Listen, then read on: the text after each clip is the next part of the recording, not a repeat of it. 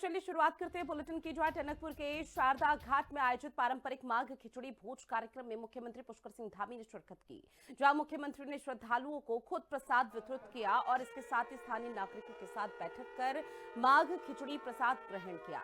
कार्यक्रम के दौरान उन्होंने स्थानीय महिलाओं के साथ कुमाऊं की प्राचीन लोक परंपरा खड़ी होली में भी उत्साहपूर्वक हिस्सा लिया। महिलाओं ने पारंपरिक वेशभूषा में घेरा बनाकर खड़े होकर कुमाऊनी लोकगीत गाए, जिनमें मुख्यमंत्री ने भी स्वर मिलाया। ढोल दमाऊं और लोक धुनों की मधुर लय पर पूरा वातावरण भक्ति, उल्लास और सांस्कृतिक गौरव से ओत-प्रोत हो उठा। इस खास मौके पर मुख्यमंत्री पुष्कर सिंह धामी ने 4 विकास योजनाओं का भी ऐलान किया।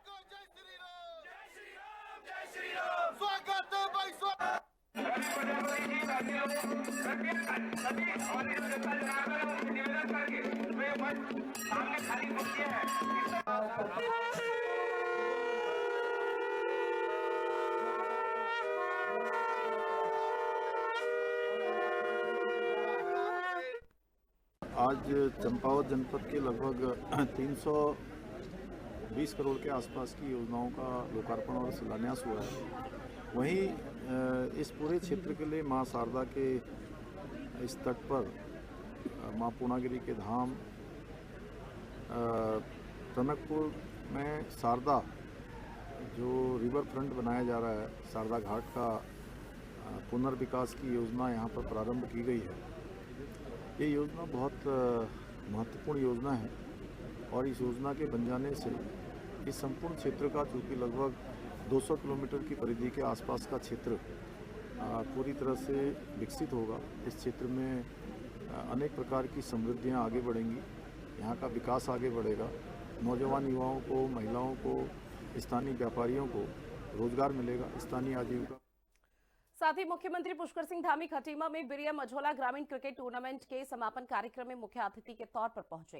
इस दौरान मुख्यमंत्री पुष्कर सिंह धामी ने क्रिकेट पिच पर जाकर चौके और छक्के भी लगाए। मुख्यमंत्री धामी का ये अंदाज युवाओं को खूब पसंद आया। इस दौरान मुख्यमंत्री पुष्कर सिंह धामी ने सरकार की योजनाओं के बारे में जनता को जानकारी दी है। मुख्यमंत्री धामी ने कहा है कि युवाओं को खेलों के प्रति प्रोत्साहन करने के लिए सरकार के द्वारा विभिन्न योजनाएं चलाई जा रही हैं।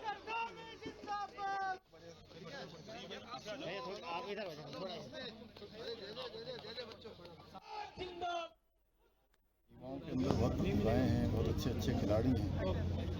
उन सभी को अपनी प्रतिभाओं का प्रदर्शन करने का अवसर मिले, उसके लिए हमने नई खेल नीति भी यहाँ लागू की है। और उस नई खेल नीति में सभी प्रावधान की, इसमें हमारे सामान्य परिवारों के खिलाड़ी भी सभी खेल प्रतियोगिताओं में भाग ले सके, उनको भी सभी प्रकार की जो आवश्यकताएं हैं उनकी पूर्ति हो सके। खेल रत्न पुरस्कार भी हमने शुरू किया है, आउट ऑफ टर्न भी शुरू किया है। 4% का जो खेल कोटा बंद हो गया था वो भी हमने शुरू किया है। मुख्यमंत्री उदयमान खिलाड़ी प्रोत्साहन योजना भी शुरू करी है। उत्तराखंड के मुख्यमंत्री पुष्कर सिंह धामी का एक बयान सामने आया है, जहां धामी की तरफ से कहा गया कि हमारी सरकार कुछ दिनों में बजट पेश करने जा रही है।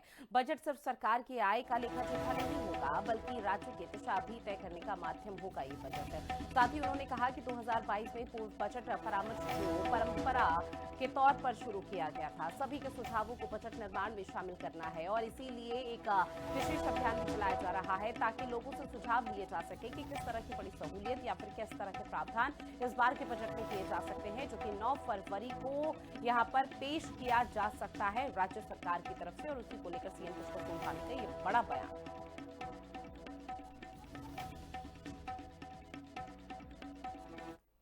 देहरादून से बड़ी खबर, सफाई में लापरवाही पर एक बड़ा एक्शन हुआ है, जहां पर नगर स्वास्थ्य अधिकारी पर गिरी गंदगी की गाज।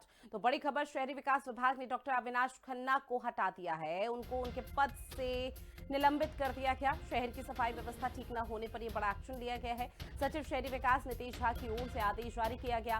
देहरादून में गंदगी के अंबार और बदहाल सफाई व्यवस्था प्रशासन ने बड़ा और कड़ा रुख अपनाया है।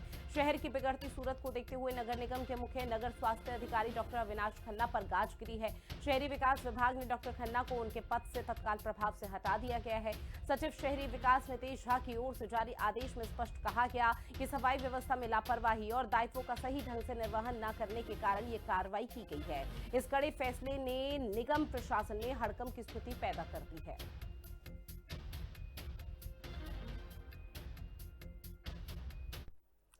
बात करते हैं ऋषिकेश की, जहां बापूग्राम में वन भूमि प्रकरण को लेकर चल रहा धरना अब गरमाने लगा है। आज पूर्व मुख्यमंत्री हरीश रावत प्रदर्शनकारियों के बीच पहुंचे और उनकी समस्याओं को सुना है। बापूग्राम बचाओ संघर्ष समिति ने अपनी मांगों को लेकर पूर्व मुख्यमंत्री को भी ज्ञापन सौंपा। इस मौके पर हरीश रावत ने आश्वासन दिया है कि वो इस मुद्दे पर मुख्यमंत्री धामी से बात करेंगे और सरकार को सुप्रीम कोर्ट में सही तथ्य रखने के लिए प्रेरित भी करेंगे। उन्होंने साफ कहा है कि अगर सरकार ने मजबूती से पक्ष नहीं रखा तो कांग्रेस खुद जनता के हक के लिए कोर्ट में लड़ाई लड़ेगी। ये अपना कर्तव्य कर रहे हैं, ख्यानत किया जा रहा है, बर्बाद किया जा रहा है, इसलिए उन्होंने संज्ञान लेकर के एक आदेश पारित कर दिए। उस आदेश का क्या असर पड़ेगा, मैं ये तो मान सकता हूं कि डीएफओ नहीं समझेगा उसको, मैं ये मान सकता हूं कि उसको रेंजर साहब नहीं समझेंगे, मैं ये भी समझ सकता हूं कि उसको थानेदार साहब भी नहीं समझेंगे, लेकिन उसका क्या असर पड़ेगा ये मुख्यमंत्री साहब तो समझेंगे ना, मंत्री साहब तो समझेंगे ना, विधायक साहब तो समझेंगे। साथ ही टिहरी के चंबा में जन जन की सरकार जन जन के द्वार अभियान के तहत एक विशाल शिविर का आयोजन हुआ। बादशाही थॉल के बगाचली में आयोजित इस कार्यक्रम में जिलाधिकारी नितिका खंडेलवाल और पालिका अध्यक्ष शोभनी धनौली ने जनता की समस्याओं को सुना। विभिन्न विभागों के स्टॉल के माध्यम से सरकारी योजनाओं की जानकारी दी गई और शहर को स्वच्छ बनाने पर मंथन भी हुआ। माननीय जिलाधिकारी महोदय जी, मेरा आपसे निवेदन है कि जो मेरा मैं स्वयं यहाँ मौजूद हूँ और ये बताते हुए मुझे बहुत खुशी हो रही है कि नगर पालिका चंबा का आज 1 साल भी पूरा हो रहा है उनका कार्यकाल का, तो वो लोग अपनी एक बुकलेट भी परफॉर्मेंस की लेके आए थे। इसका सबसे इम्पोर्टेंट चीज यही होती है कि अपनी परफॉर्मेंस को असेस करना और बेहतर करना। और नगर पालिकाओं में जो हमारा मेन मुद्दे होते हैं कि हमारी सफाई की व्यवस्था बहुत अच्छी रहे, पार्किंग की व्यवस्था अच्छी रहे, मार्केट सुचारू रूप से चले, तो मुझे खुशी है बताते हुए कि चंबा ने अच्छा काम किया है और आने वाले टाइम में भी चंबा में जो हमने टिहरी चंबा संपूर्ण स्वच्छता अभियान शुरू किया था उसको भी हम लोग आगे लेके जाएंगे। स्वच्छता सर्वे के द्वार पे जिलाधिकारी मैडम के द्वारा और मुख्यमंत्री के आधार के द्वारा बोला गया, तब हमने ये रखा गया यहाँ पे कार्यक्रम। और मेरे सब वार्ड मेंबर भी थे, सब कर्मचारी भी थे, वन विभाग के भी थे, सिंचाई विभाग के भी थे, सभी कर्मचारी। और मेरे आज 1 साल पूर्ण हो गया इस कार्यक्रम का और 1 वर्ष पूर्ण हो गया। 1 वर्ष पूर्ण होने पे हमने बहुत काम किए, 9 के 9 वार्डों में काम लगाए। बात करें जन जन की सरकार जन जन के द्वार के तहत कुछ दिन पहले ग्रामीण क्षेत्रों में न्याय पंचायतों में शिविर लगाया गया था। अब सरकार के निर्देश के आधार पर नगर पालिका में शिविर लगाए जा रहे हैं ताकि नगर क्षेत्र में रहने वाली जो जनता है उसकी समस्याओं का समाधान कैसे हो, क्या समस्या है, क्योंकि 4 धाम यात्रा अभी अब आने वाली है सर पे, तो किस तरह से बाजारों में जो है नालियाँ साफ की जाएगी, बाजार से लेके पूरा बाजार जो है चकाचौंध कैसे रहे, नालियों से लेके पीने के पानी की समस्याएं हैं जरूर जो है शहरी क्षेत्रों में, तो सरकार के द्वारा अब नगर पालिकाओं में इसकी शुरुआत कर दी गई है। आज चंबा नगर पालिका का शिविर आज बगाचली में लगाया गया है, जिसमें जिलाधिकारी टिहरी नितिका खंडेलवाल अध्यक्षता कर रही है। आप देख सकते हैं शिविर को हम दिखाना चाहेंगे कि जरूर हालांकि संख्या कम है क्योंकि आनंद फानन में प्रशासन द्वारा ये आज शिविर लगाया गया था, जिसकी सूचना बहुत ही कम लोगों को गई होगी। शायद ये लगता है कि क्योंकि सरकार द्वारा ये निर्णय लिया गया है कि नगर पालिकाओं में भी शिविर लगाए जाए ताकि नगर पालिकाओं के में जो समस्या है लोगों की, उन समस्याओं का समाधान किया जा सके। मैं जगत तोबाल, हिंदी खबर, टिहरी गढ़वाल। टिहरी के चंबा में महिलाओं के लिए आयोजित 3 दिवसीय विशेष प्रशिक्षण शिविर का समापन हो चुका है। मुख्य विकास अधिकारी वरुणा अग्रवाल ने प्रशिक्षण ले रही महिलाओं को एनीमिया कुपोषण से लड़ने के गुर सिखाए हैं। जहां शिविर में गर्भवती महिलाओं के लिए आयार के लड्डू, आंवला के सेवन पर फोकस किया गया। साथ ही रानी चौरी वानिकी महाविद्यालय की विशेषज्ञ डॉक्टर कीर्ति कुमारी ने महिलाओं को स्वास्थ्य के प्रति जागरूक किया है। सीडीओ ने प्रशिक्षण पूरा करने वाली महिलाओं को प्रमाण पत्र सौंपते हुए उन्हें अब ब्लॉक स्तर पर अन्य महिलाओं को जागरूक करने की जिम्मेदारी दी है। लोगों ने पोषण पे काम कर रहे हैं, साथ में हम लाइवलीहुड पे भी काम कर रहे हैं। तो हमने इस प्रशिक्षण के माध्यम से 2 तरह के समूह को लिया गया है। एक women empowerment and child development scheme में जो हमारे सुपरवाइजर्स हैं, साथ में जो IPRP NRLM की जो कार्यकर्ता हैं, उनको हमने साथ में एकत्रित किया गया है, जिससे हम टिहरी का ज़्यादा क्षेत्र कवर कर पाएँ। वहीं पौड़ी में चर्चित ब्लॉगर ज्योति अधिकारी ने अंकिता भंडारी के पैतृक गांव पहुंचकर उनके परिजनों से मुलाकात की है। इस दौरान ज्योति अधिकारी ने सोशल मीडिया के माध्यम से जुटाया गया आर्थिक सहयोग परिवार को सौंपा और अंकिता भंडारी की मां के बिगड़ते स्वास्थ्य पर चिंता व्यक्त की। ज्योति अधिकारी ने सरकार पर गंभीर आरोप लगाते हुए कहा कि अंकिता के लिए आवाज उठाने पर उन्हें 6 दिन जेल तक जाना पड़ा। उन्होंने संकल्प दोहराया कि वो न्याय मिलने तक परिवार के साथ खड़ी रहेंगी। वहीं दूसरी ओर अंकिता के पिता वीरेंद्र भंडारी ने अनिल जोशी द्वारा दर्ज कराई गई एफआईआर को सिरे से खारिज करते हुए जांच प्रणाली पर सवाल खड़े कर दिए हैं।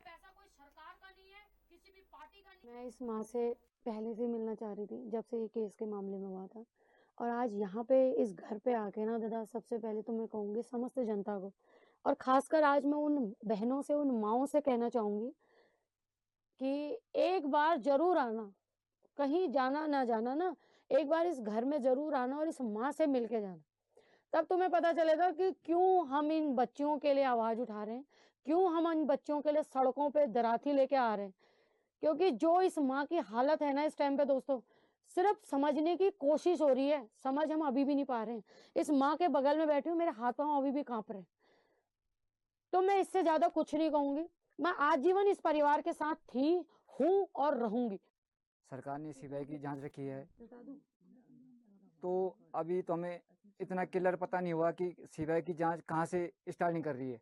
मतलब जहाँ तक केस खत्म हुआ उसके आगे की कार्रवाई हो, क्योंकि मेन है वीआईपी हमारा। जैसा कि अभी उर्मिला राठौर के द्वारा कहा गया कि गट्टू भट्टू जो हैं नाम के व्यक्ति वीआईपी हैं। तो मैं चाहता हूं कि एक तो रेनोविस्ट कॉल डिटेल निकाली जाए, जो कि 17 सितंबर 2022 से 23 सितंबर 2022 की आधी रात 2:30 बजे तक की कॉल डिटेल रेनोविस्ट की निकाली जाए। दूसरा कि पुलकित की, सौरभ की, अंकित की, और ये दुष्यंत कुमार जो नाम ले रहे हैं वीआईपी, दुष्यंत कुमार, गौतम और अजय कुमार, इनकी भी पूरी डिटेल, कॉल डिटेल निकाली जाए। और एक हो रहा है कि जो अनिल जोशी जो एफआईआर दर्ज सुप्रीम कोर्ट में दायर की उन्होंने, वो मुझे मानी नहीं है। बात करते हैं अब नैनीताल की, जहां पर राज्य कर्मचारी संयुक्त परिषद के सदस्यों ने कलेक्ट्रेट में धरना प्रदर्शन कर जमकर नारेबाजी की है। संगठन के जिला अध्यक्ष असलम अली ने कहा है कि 15 जनवरी से लगातार प्रदर्शन किया जा रहा था, लेकिन सरकार ने एक नहीं सुनी तो धरना प्रदर्शन करना पड़ा। असलम अली ने आगे कहा कि अगर सरकार मांगे पूरी नहीं करेगी तो सभी कर्मचारी संगठन सड़कों पर उतरकर प्रदर्शन करेंगे। हमारा तो ये मानना है कि हमें जैसे आपको विगत है कि हम लोग पिछले 15 जनवरी से हम लोग लगातार गेट मीटिंग कर रहे थे, और हमारा 31 तारीख तक हमारा गेट मीटिंग का कार्यक्रम चला। मगर सरकार के कानून में जू नहीं रहेगी, तो हम इसमें द्वितीय चरण में हमें आना पड़ा। द्वितीय चरण के इसमें आज हम लोग धरना प्रदर्शन और 18 सूत्री जो हमारी मांगे है उसके संबंध में हम लोग मुख्यमंत्री को, माननीय मुख्यमंत्री जी को हम लोग ज्ञापन देंगे। वहीं उधम सिंह नगर के दिनेशपुर में ई रिक्शा जन कल्याण समिति ने अपनी मांगों को लेकर चक्का जाम कर दिया। ई रिक्शा चालकों ने पार्किंग की कमी और अवैध रूप से चल रहे भारी रिक्शाओं के खिलाफ जमकर विरोध प्रदर्शन किया। अध्यक्ष प्रसन्नजीत शाह का कहना कि अगर शहर में निर्धारित पार्किंग न होने और भारी रिक्शाओं के कारण स्थानीय चालकों की रोजी रोटी पर संकट खड़ा हो जाता है, तो चक्का जाम से दिन भर यातायात प्रभावित रहा, जिसके बाद प्रशासन ने जल्द ही समाधान का आश्वासन देकर प्रदर्शन को खत्म कराया। आज ई रिक्शा जन कल्याण समिति दिनेशपुर की एक विगत बैठक में ये निर्णय लिया गया था, क्योंकि विगत कुछ वर्षों से हमारा जो रेट लिस्ट है उस पर मैंने बढ़ने की बजाय वो घटते जा रहा है, और जो नए टुक टुक वाले हैं अपने मनमानी से गाड़ियाँ चला रहे हैं, जिससे कहीं ना कहीं पुराने टुक टुक वाले जो यूनियन के हमारे टुक टुक चालक है उनके रोज़मर्रा की ज़िंदगी में उसका असर पड़ रहा है। इसीलिए आज हमने ये हड़ताल करी है कि रेट लिस्ट के आधार पर गाड़ियाँ चलाई जाए। और एक समस्या हमारे साथ ये खड़ी हो रही है कि शहर में हमारे पास पार्किंग की कोई जगह नहीं उपलब्ध करवा पा रही है, शासन हो या प्रशासन हो, जबकि नगर पंचायत द्वारा हमारे सारे टुक टुक वालों से पार्किंग का शुल्क लिया जा रहा है। जसपुर की लकड़ी मंडी में भीषण आग लगने से हड़कंप मच गया, जहां आग का कारण शॉर्ट सर्किट बताया जा रहा है, और देखते ही देखते आग ने विकराल रूप भी धारण कर लिया और टाल में रखी, आपको बता दें कि लकड़ी धू धू कर जलने लगी। सूचना मिलते ही दमकल विभाग की टीम मौके पर पहुंची। दमकल कर्मी और आसपास के लोगों ने करीब 2 घंटे की कड़ी मशक्कत की, जिसके बाद आग पर काबू पाया गया। आग लगने से दुकान में मौजूद लाखों रुपए की लकड़ी जलकर राख हो गई है। राहत की बात यह रही कि हादसे में कोई हताहत या कोई बड़ी जनहानि नहीं हुई। 29 पे हमें सूचना प्राप्त हुई और वायरलेस सेट द्वारा भी और क्या कहते हैं MDT द्वारा भी सूचना प्राप्त हुई 229 पे जब सूचना प्राप्त हुई कि लकड़ी मंडी में आग लगी है। जब लकड़ी मंडी में हम पहुंचे तो वहाँ देखा कि नाम था जाकिर हुसैन की लकड़ी की दुकान में आग लगी थी, जबकि काफ़ी नुकसान हो गया। आप भी देख ही रहे होंगे पीछे तो नुकसान हुआ। तो 29 पे हम जैसे पहुँचे तो 2-2.5 मिनट में यहाँ पहुँच गए थे और फिर जब देखा तो हमारी 2 गाड़ियाँ उसमें लगी थी। 11 ढाई बजे की घटना है। हम लोग लंच करने के लिए गए थे तो हमारा जो मजदूर है यहाँ पर उसने बताया कि यहाँ जो है आग लग गई है और आग का जब एक्चुअली क्या है वो शॉर्ट सर्किट से जो है आग लगी है। अब पूरा गोदाम है, पूरा ऑफिस, सारे जो यहाँ पर साल का, सागवान का, लिप्टिस का माल रखा हुआ था। आपके सामने सारी चीज़ें जो जल के बिल्कुल राख हो चुका है, जो बचा है वो भी किसी उपयोग के लिए है भी नहीं। साथ ही हरिद्वार में संतों ने केंद्र सरकार के खिलाफ मोर्चा खोलना शुरू कर दिया है। अखंड परशुराम अखाड़े के अध्यक्ष और शांभवी आश्रम के अध्यक्ष ने यूजीसी एक्ट को लेकर केंद्र सरकार और बीजेपी पर कई गंभीर आरोप मढ़े हैं। उन्होंने कहा है कि सरकार की नीतियां हिंदू धर्म के खिलाफ है और वो हिंदू समुदाय को बांटने का काम कर रहे हैं। उन्होंने आह्वान भी किया है कि आगामी 7 मार्च को लगभग 2000 नागा साधु दिल्ली की सड़कों पर उतरेंगे और मोदी सरकार की नीतियों का विरोध करेंगे। देखिए, हरिद्वार अखाड़ों का शहर है। पतित पावनी गंगा जो कभी किसी में भेदभाव नहीं करती, उसके उद्गम का ये प्रथम प्रवेश का स्थान है, इसीलिए इसको गंगा द्वार या हरिद्वार कहते हैं। तो यहाँ से हमने नागाओं का आह्वान किया है कि कम से कम 2000 नागा 7 मार्च को दिल्ली की सड़कों पर पहुंचे और मोदी के धर्म विरोधी, हिंदू धर्म विरोधी जो उनकी नीति है उसका जाकर के प्रतिरोध करे, विरोध करे और जरूरत पड़े तो उनको दंड दें। भारत सरकार जब लोग ये काला कानून वापसी नहीं लेने का आंदोलन जारी रहेगा। उत्तराखंड पावन भूमि से मां गंगा जी प्रांगण से ये शुरू से हमारा आह्वान चल रहा है कि प्रतिदिन सवर्ण समाज के जितने भी सदस्य हैं, जो भी भारत देश में रहते हैं, वो विरोध दर्ज कराएं, क्योंकि आज हमारे बच्चों का सवाल नहीं, हम सब भारतवासियों सवर्ण समाज के बच्चों का सवाल है। अगर आज हम अपने व्यापार में उलझे रहे तो उन बच्चों का जीवन अंधकार में है। उन बच्चों को बचाने के लिए हमें सड़कों पर उतरना पड़ेगा। अब बात करते हैं पिथौरागढ़ की, जहां पर पेरीनाग में 8 फरवरी को होने वाले विशाल हिंदू सम्मेलन को लेकर तैयारियां तेज हो चुकी हैं। अब राष्ट्रीय स्वयंसेवक संघ के नेतृत्व में युवाओं ने पूरे नगर में भव्य बाइक रैली निकाली। जय श्री राम के उद्घोष के साथ युवाओं ने लोगों से रविवार को होने वाले इस ऐतिहासिक सम्मेलन में बढ़ चढ़कर हिस्सा लेने की अपील की। साथ ही कार्यक्रम संयोजक मनीष पंत ने बताया कि सम्मेलन की सभी तैयारी पूरी कर ली गई है और इस शिविर में हजारों लोगों के जुटने की भी उम्मीदें हैं, जिसे लेकर स्थानीय जनता में भारी उत्साह देखने को मिल रहा है। रैली बनाई है और कल के लिए भी मैं चाहूंगा कि आप लोग अपनी पूरी शक्ति लगा के ज्यादा से ज्यादा लोगों को संपर्क करके उनको घरों से निकाल के इस रामलीला मैदान तक लाइए।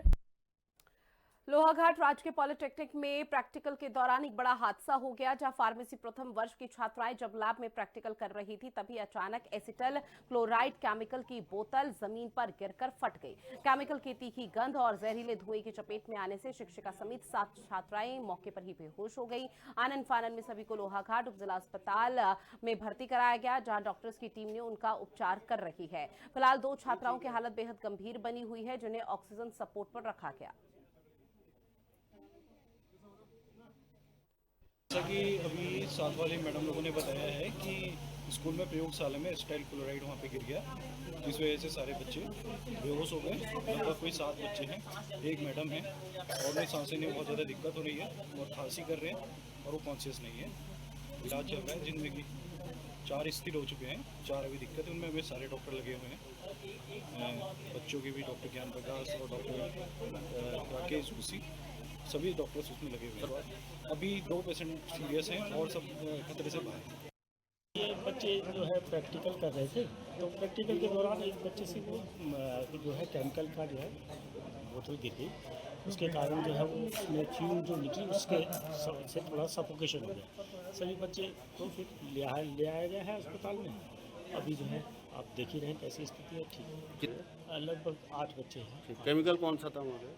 केमिकल जो है एसिटाइल क्लोराइड। साथ ही हल्द्वानी में करोड़ों के फर्जीवाड़े के आरोपी ठेकेदार धनंजय गिरी मामले में आईजी कुमाऊं रिद्धिम अग्रवाल ने एक बड़ा एक्शन लिया है। जांच में लापरवाही बरतने पर भेटिया पड़ाव चौकी इंचार्ज अनिल कुमार को तत्काल प्रभाव से निलंबित कर दिया गया। 10 करोड़ से अधिक की धोखाधड़ी के इस मामले में अब तक 9 मुकदमे दर्ज हुए हैं। मामले को गंभीरता से देखते हुए एसपी सिटी के नेतृत्व में एसआईटी का गठन भी किया है। देखिए, धनंजय गिरी और उसके साथियों के विरुद्ध मेरे पास पिछले 2 महीने में काफ़ी शिकायतकर्ता आए हैं कि उसने प्रॉपर्टी में इन्वेस्टमेंट के नाम पर अमाउंट्स लिए, परंतु ना ही प्रॉपर्टी दी पीड़ित को और ना ही उसका पैसा वापस किया। तो लगभग जब इसकी हम लोगों ने क्रिमिनल हिस्ट्री देखी तो 2018 से लगभग 9 केसेस धनंजय और इसके साथियों के विरुद्ध कायम हैं।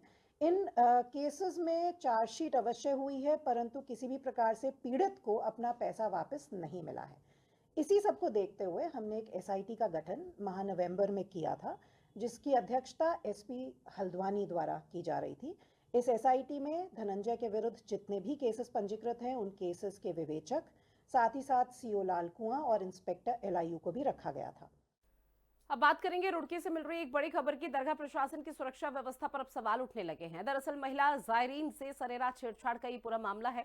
छेड़छाड़ के बाद दरगाह परिसर में चले जमकर लात घूसे। बड़ी खबर, सोशल मीडिया पर ये तेजी से वीडियो वायरल हो रहा है जो एक महिला के साथ छेड़छाड़ की गई। रुड़की स्थित विश्व प्रसिद्ध दरगाह साबिर पाक की सुरक्षा व्यवस्था एक बार फिर से बड़े सवालों के घेरे में है।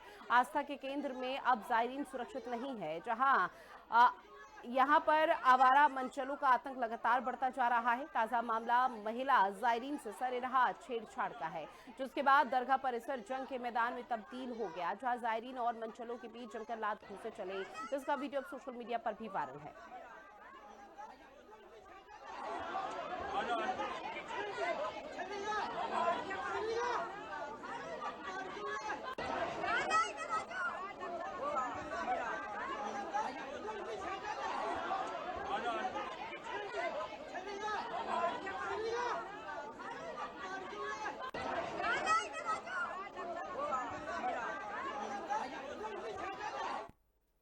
और चलिए उत्तराखंड के खास बुलेटिन में इतना ही। आप बने रहिएगा हिंदी खबर के साथ। नमस्कार।